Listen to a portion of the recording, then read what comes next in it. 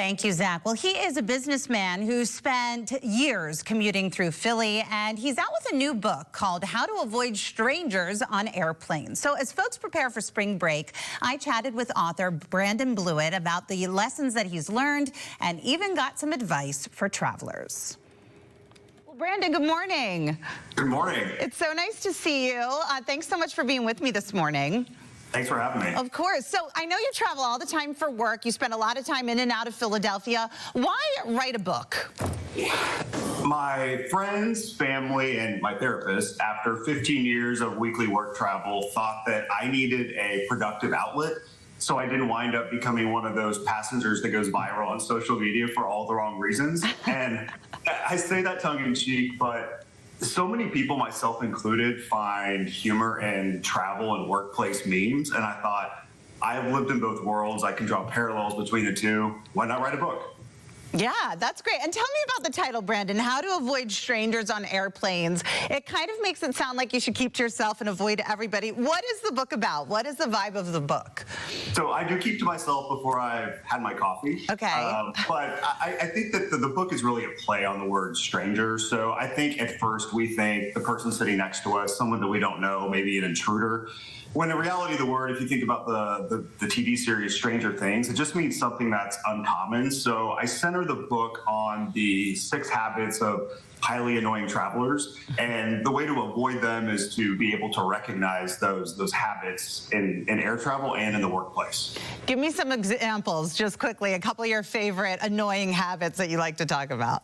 So I think one of the most common, and it's actually in the news a lot right now, are gate lice, and those are the people that are in, say, group 9, but are crowding the boarding area before the pre-boarders have even gotten on the flight. But what I find the most annoying are what I call the eager exiter, and that's the person that's in row 24, and as soon as the seatbelt sign goes off when your plane is pulling into the gate, they're up in the aisle and they've unloaded their bags. And what happens is if people in, say, rows 16 or 17 have their bags further back in the plane, all they do is create congestion and cause the deplaning process to take a bit longer than it should. Now, as an expert traveler, do you now just take note of these situations, or do you intervene, or do you have words of some kind, or what's the Brandon move here? It depends on the situation and the passenger. If someone looks like they want help, I'm always happy to help lift the bag if someone looks like they're not going to be able to get into the overhead bin.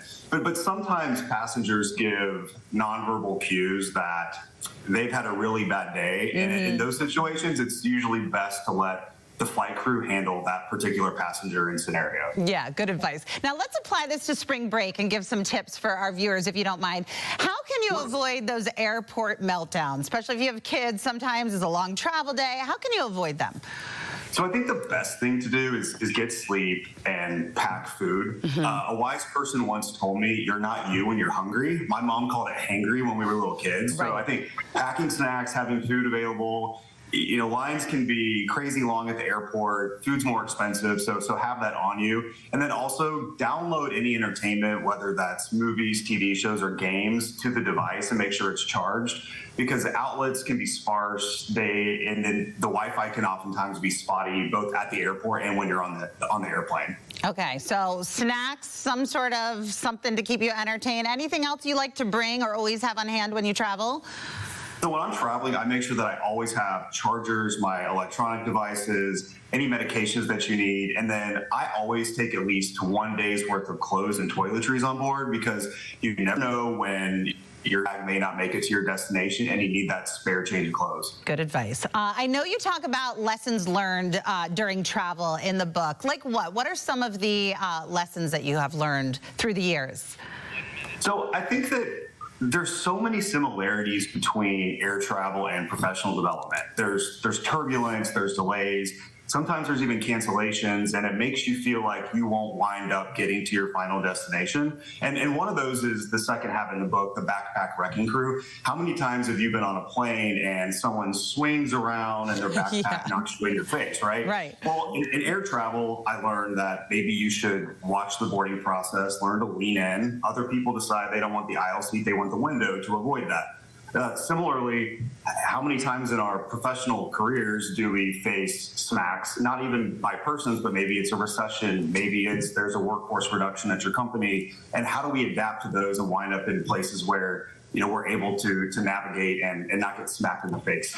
Yeah, which is a very cool thing. Like, you're relating travel to work life and leadership lessons and all sorts of things. And lastly, who should read this book? Is it really for anyone? I think so. Well, anyone that has ever questioned their faith in humanity due to air travel or shaken their head just in disbelief at some of the things people do will find it relatable. But yes, I think it's an accessible book for all walks of life. Okay, a humorous book with some powerful lessons, especially for a traveler in your life. So good fun read. Well, congratulations on the success of the book. Happy spring break time and happy travels to you. Great to see you. Thanks, Brandon. And we'll be right back after this. Stay with us.